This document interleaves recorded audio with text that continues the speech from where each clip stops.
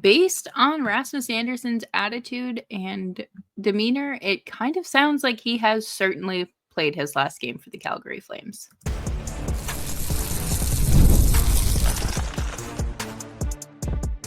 You're Locked On Flames, your daily podcast on the Calgary Flames. Part of the Locked On Podcast Network, your team every day.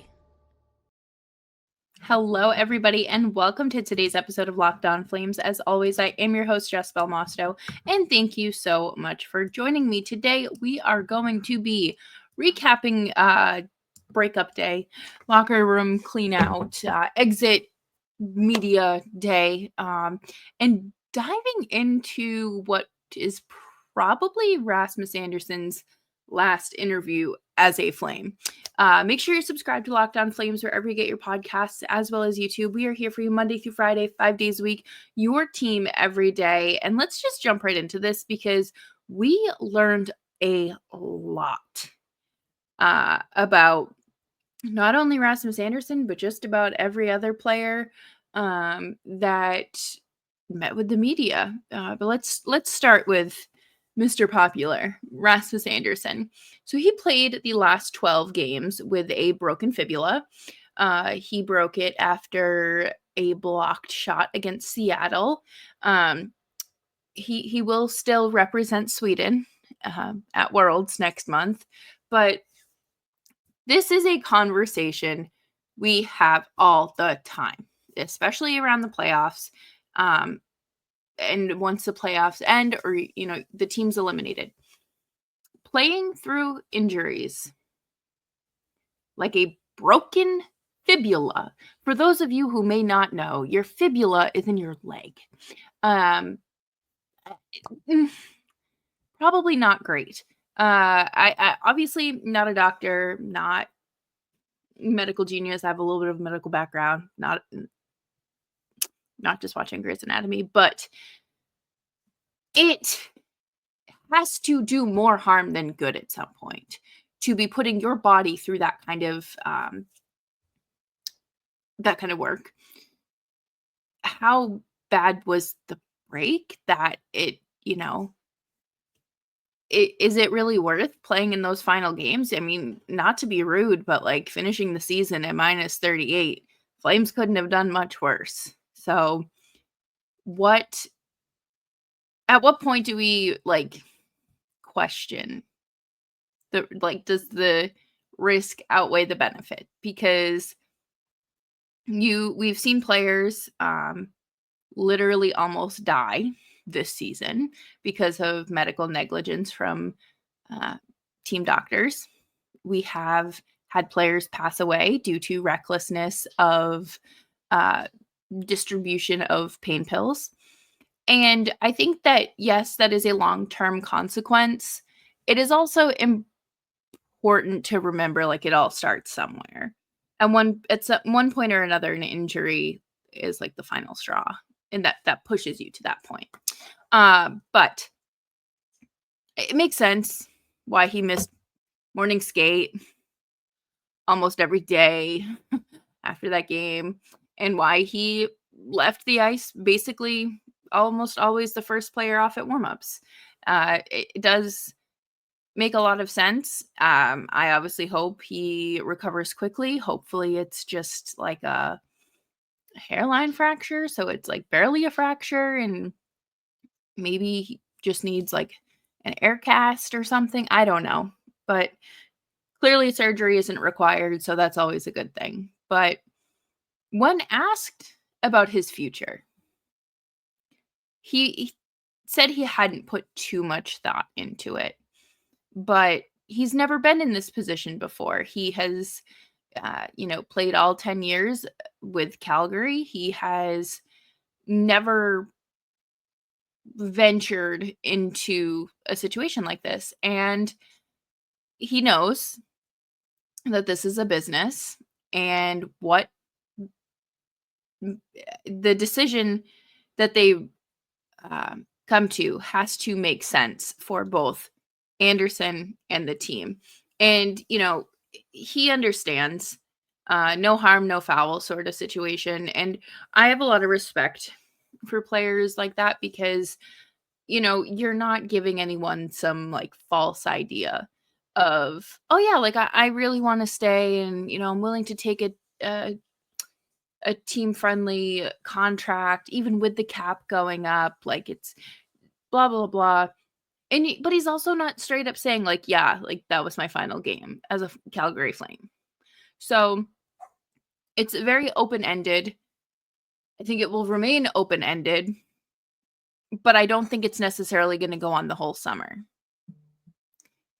I do think this will be a lot more graceful than the Noah Hannafin trade. I know I said last week that it's kind of giving similarities to that, but I do think that Rasmus Andersson may have a bit more respect for the organization because it's where he was drafted, literally where he went from a boy to a man.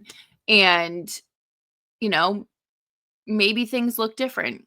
I don't think it's unreasonable to think that he's played his last game as the Flame, especially with how certain people in the media are talking about it. Like, to me, if Ryan Leslie comes out and is speaking about something with more uh, certainty or definitiveness, clarity, then I believe that is the plan in place because Ryan Leslie works with the team, for the team.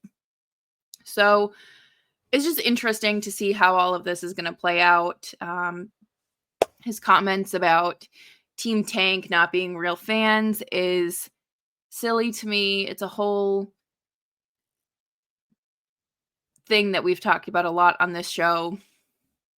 You can want better for your team and still be a real fan. I know. It is a ridiculous concept. But coming up next, we are going to dive more into what else was everyone else on this team dealing with, because it wasn't just Rasmus Andersson battling the injuries or, having to answer for certain things here on Locked On Flames.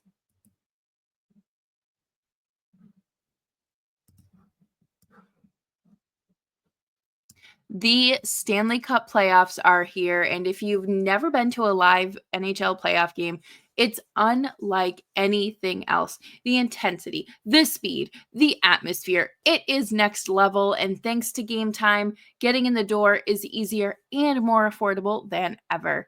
Game Time is the fastest way to grab playoff tickets, even for those must-see matchups. Prices actually drop as the puck drop gets closer. With last minute deals, you can save up to 60%. I love Game Time that so much. I use them to go to 90% of the Flames games that I went to this year. I view from your seats was very helpful as someone who didn't necessarily know my full way around the Saddle Dome or the Bell Center. I found that the all-in pricing showing the total cost up front was made it a lot easier to determine where I wanted to sit. And take the guesswork out of buying tickets with Game Time. Download the Game Time app, create an account, and use code LOCKEDONNHL for $20 off of your first purchase. Terms apply. Again, that's code LOCKEDONNHL for $20 off. Download the Game Time app today. Last minute tickets, lowest price guaranteed.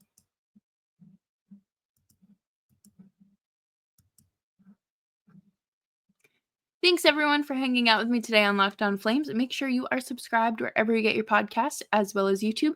We're here for you Monday through Friday, 5 days a week, your team every day. And wow, there was a lot that happened this season. I feel like we have lived like 3 lifetimes since the season opener in Vancouver, to be entirely. So much has happened from October to the end of the season just last week. And one thing that I found astonishing was Mikael Backlund's injuries. We knew that he dealt with a handful of things, but to get clarification on what they are,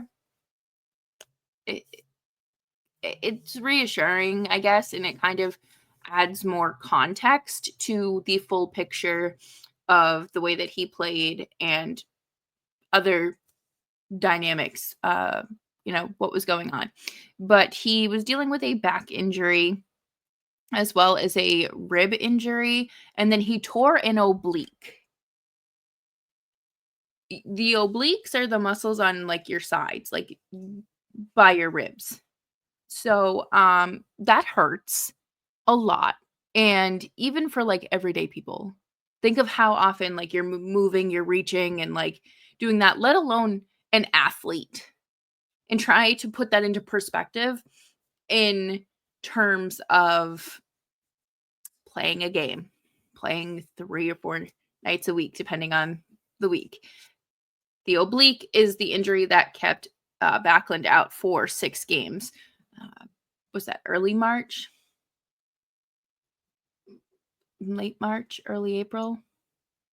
I don't know what day. I don't know what month it is, but he said that he has had some conversations with the team coach and manager for Sweden to potentially go to Worlds next month.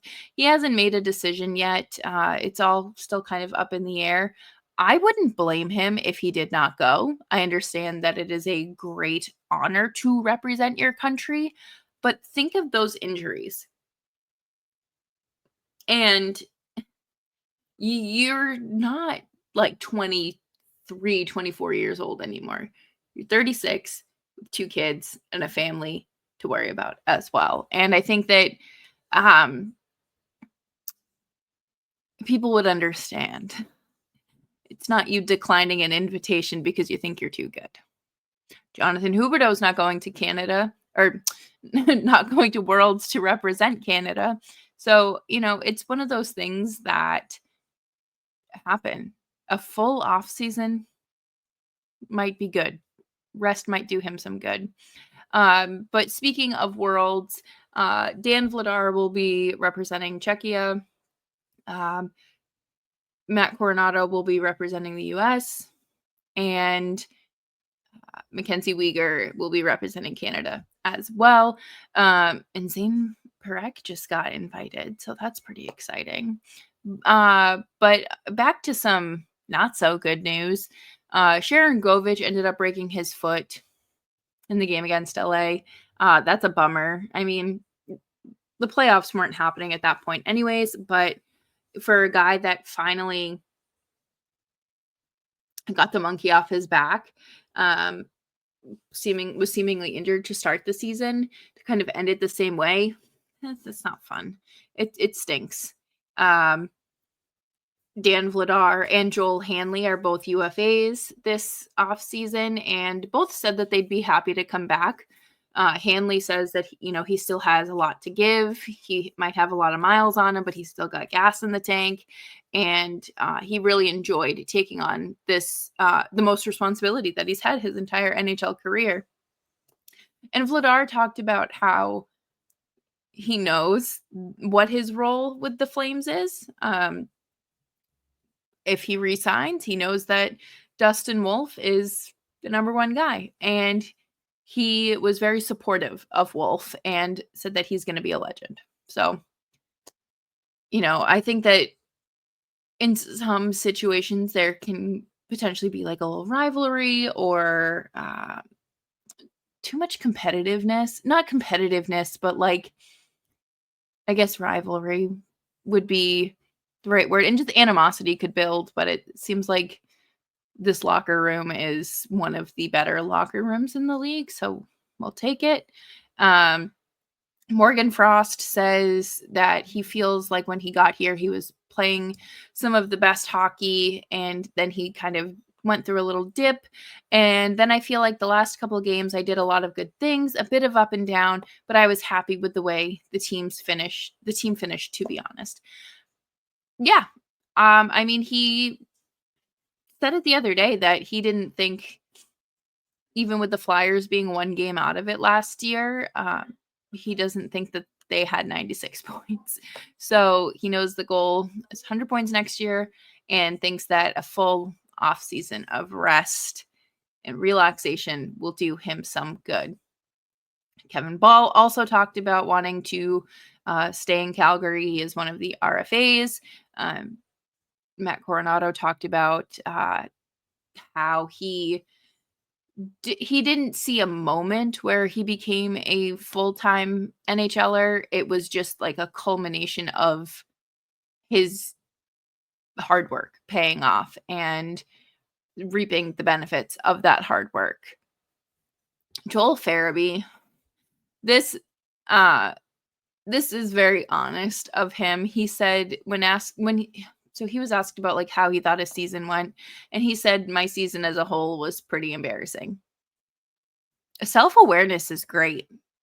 That is like the first step to getting through anything.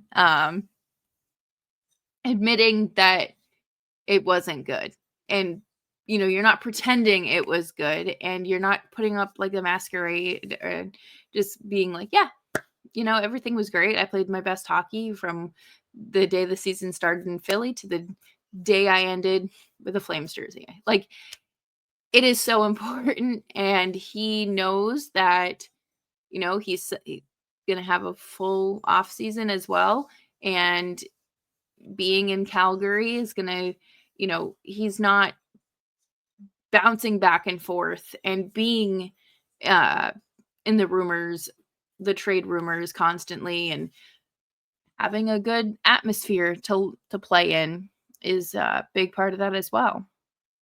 Matt Coronado, like I'd mentioned, is going to Worlds. Connor Zary was kind of bummed out that his season ended the way it did, not being able to come back after Mikko Rantanen just kind of slipped and fell into him and hurt his bad knee that he was already recovering from an injury from. But overall, it sounds like this team dealt with a lot this season, whether it was injury, whether it was settling into a new environment or a new role. Everyone was not dealing with something, but everyone was experiencing something along the way. But coming up next, we are going to do a quick temperature check as we head into the off season, because I think that the stark difference in how this season ended versus 2 years ago is good. And it shows me that things are trending in the right direction.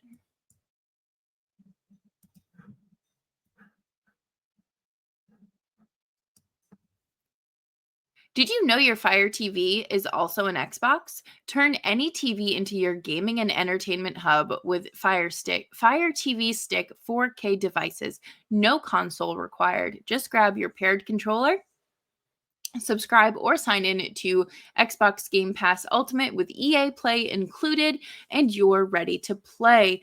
Dive into hundreds of premium titles from EA Sports College Football 25 to Call of Duty Black Ops 6 and Avowed as easily as you stream your favorite shows. It's gaming made simple, and it's all on your Fire TV. Play high quality Xbox games at a fraction of the cost of a console. Already have a console? A Fire TV Stick 4K device is more affordable and easier to travel with, allowing you to take your games or your kids' games wherever you plug in. Head to amazon.com/Fire TV Locked On to get started. Xbox Game Pass Ultimate subscription and compatible controller required. Available on select devices, including Fire TV Stick 4K 2nd Gen, Fire TV Sticks 4K Max 1st and 2nd Gen, and Fire TV Cube 3rd Generation.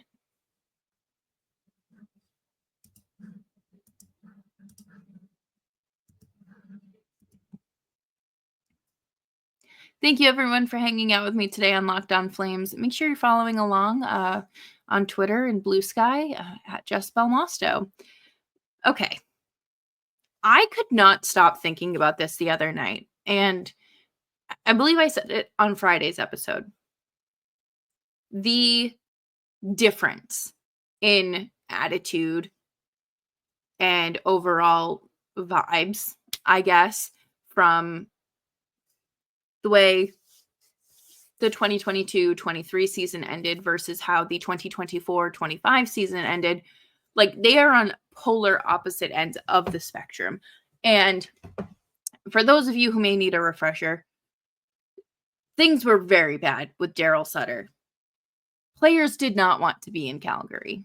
7 players supposedly requested a trade, and Brad Treliving wasn't able to fire Daryl Sutter, so he said, peace out, and went to Toronto.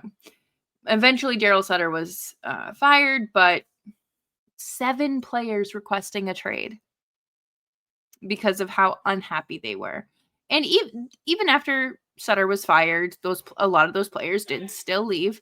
But I really feel like there is a true difference in what has been happening. Sure, Elias Lindholm was traded. Nikita Zadorov's agent broke that he wanted a trade mid-game. Super disrespectful. Ended up he didn't want to be on a team that was rebuilding, and now he's stuck on a rebuilding team for the next 5 seasons. So, things happen. That's life. Every organization goes through their ups and downs, and I think Calgary bounced back in a good way. Obviously, not where they want to be competitively, which is, that's fine. Rome wasn't built in a day. And I've said this all along since the Flames kind of declared this as their direction. But it's going to take more than an off season or two to get back or get to where they want to be. And overall, it sounds like all of these players are proud of themselves. They are proud not only of themselves, but the work that the team around them has done to, defy the expectations, to play a game that is not necessarily easy to play night after night after night after night. And they've done it, and they did it. Sure, it wasn't enough ultimately at the end, but it shows that they are capable of doing that. And every single person that met with the media, Kadri was sick and didn't meet with the media. So every other person in that leadership group said that, we all want to be here. Players want to be here. It wasn't good a few years ago, but we have worked hard to put this room where it is, and to have everyone be proud of the city, the organization, and just kind of pride in ownership, like your work. You're not just going out there and playing for crumbs. And it's important. I've talked about it before. I did a whole episode on it last week or the week before about culture and the environment, and how that's kind of the first step to keeping players around and not killing morale. And all the players talked about how they want to be part of something special here, and it is a work in progress, and I look forward to seeing what continues to develop.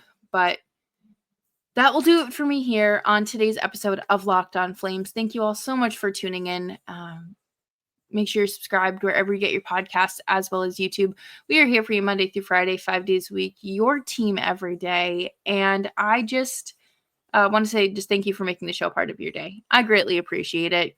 And we'll be back tomorrow diving into more trade rumors and off-season dealings.